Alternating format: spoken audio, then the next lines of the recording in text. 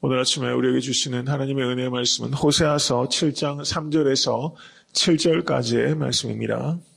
호세아서 7장 3절에서 7절까지의 말씀 다 같이 읽겠습니다.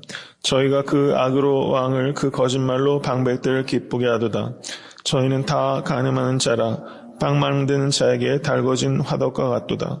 저가 반죽을 뭉침으로 발교되기까지만 불 일으키기를 그칠 뿐이니라.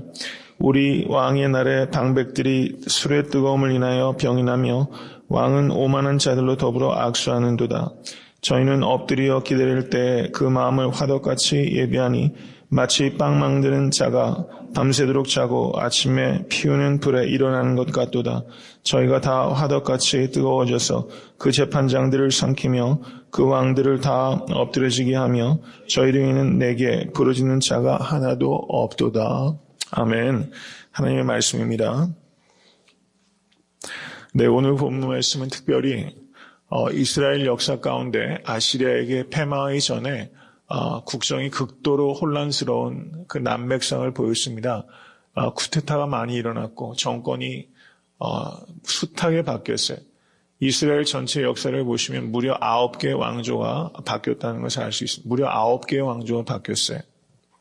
표준세번역 7장 3절에서 7절까지의 말씀을 제가 읽겠습니다.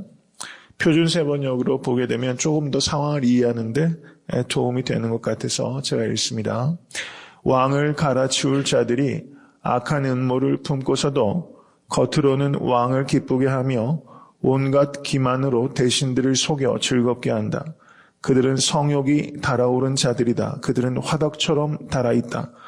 빵 굽는 이가 가루를 반죽해 놓고서 반죽이 발효될 때를 제외하고는 늘 달구어 놓은 화덕과 같다.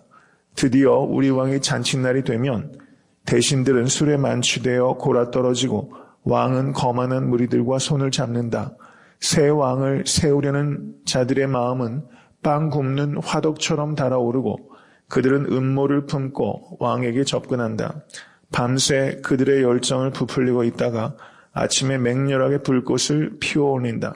그들은 모두 빵 굽는 화덕처럼 뜨거워져서 그들의 통치자들을 죽인다.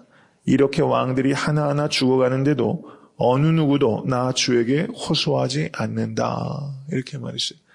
오늘 본문의 가장 핵심적인 내용은 제일 마지막 절이라 볼 수 있습니다. 7장 7절을 다시 한번 보세요. 제일 뒤에 뭐라고 말합니까? 내게 부르짖는 자가 하나도 없도다. 문제의 본질은 여기에 있는 거예요. 하나님께 부르짖는 자가 하나도 없었어요. 여로보암 2세가 41년을 통치했습니다. 그런데 여로보암 2세 때 이 북이스라엘이 그 당시에 경제적으로나 정치적으로나 군사적으로 가장 왕성할 때였습니다. 그런데 그것은 북이스라엘이 하나님께 예배를 바르게 드리고 우상숭배로부터 떠나서가 아니라 그저 하나님께서 은혜를 베푸셨기 때문이에요. 그런데 이들이 마음을 높이고 하나님께로 돌아오지 아니하고 그들이 더욱더 파국으로 치닫게 됩니다. 그래서 여로보암 2세의 아들이 스가랴인데 스가랴가 왕위에 올라서 단 6개월을 통치하게 됩니다. 그리고 살룸이 반역을 일으켜서 스가랴를 죽이게 되고 살룸이 통치한 게 딱 1개월을 통치했어요. 그리고 살룸이 무나헴에 의해서 또 죽임을 당합니다. 그리고 무나헴이 10년을 다스리게 됩니다. 그리고 부가히야라는 무나헴의 아들이 2년을 통치하게 되고 부가히야가 역시 베가의 쿠데타에 의해서 죽임을 당하게 되고 그리고 베가가 8년을 다스리게 되고 베가가 호세아의 쿠데타에 의해서 또 죽임을 당하게 돼요. 그리고 호세아가 9년을 다스리고 북이스라엘이 이제 완전히 멸망하게 되는 그런 상황 가운데 있습니다. 이런 난맥상 가운데 있어요. 여러분 이런 상황에 북이스라엘 백성이라면 이게 어떻게 살겠어요? 스가랴, 살룸, 부가히야, 베가 무려 4명이 쿠데타에 의해서 죽임을 당하게 됩니다. 짧게는 1개월 이 권좌에 앉았다가 계속 바뀌게 되는 거예요. 그런데 이렇게 바뀌게 되는 과정이 어떻게 됩니까? 그 과정을 여기에 모세하고 있는 거예요. 이들이 어떤 사람입니까? 다 가늠하는 자예요.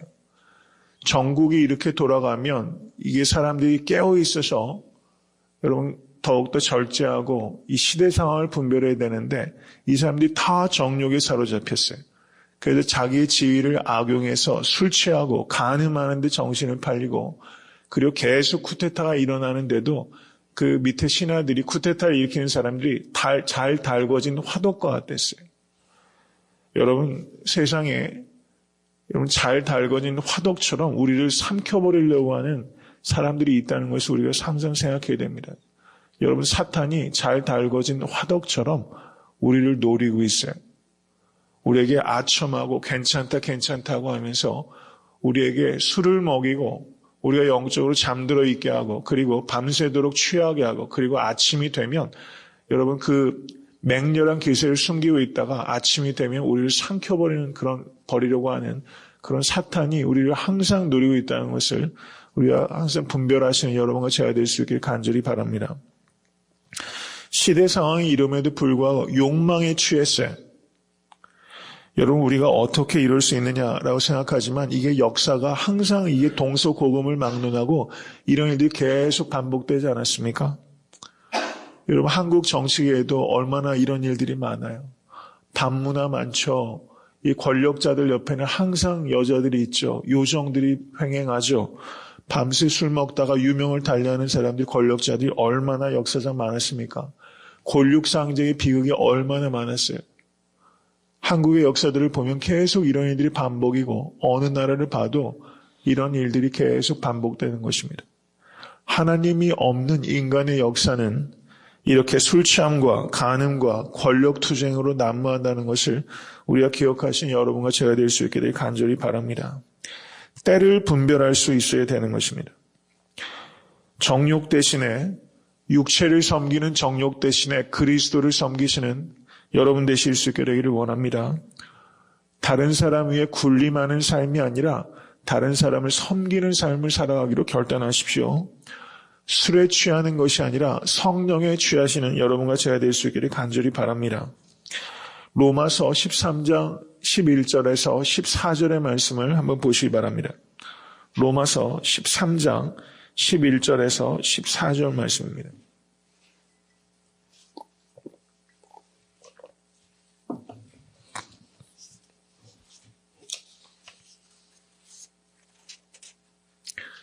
다 같이 읽습니다.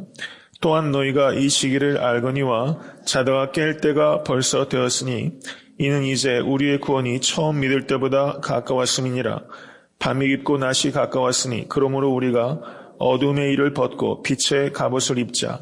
낮에와 같이 단정히 행하고 방탕과 술 취하지 말며 음란과 호색하지 말며 쟁투와 시기하지 말고 오직 주 예수 그리스도로 옷 입고 정욕을 위하여 육신의 일을 도모하지 말라라고 말씀하고 있습니다.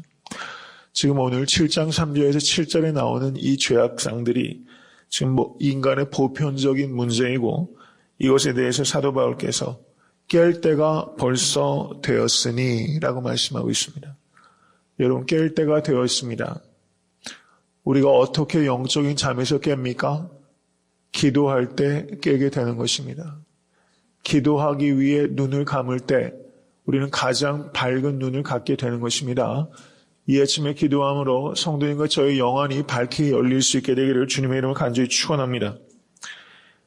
낮에 빛의 갑옷을 입으라 라고 말하면서 낮이 가까웠으니 낮에와 같이 단정히 행하라 라고 말씀하고 있어요.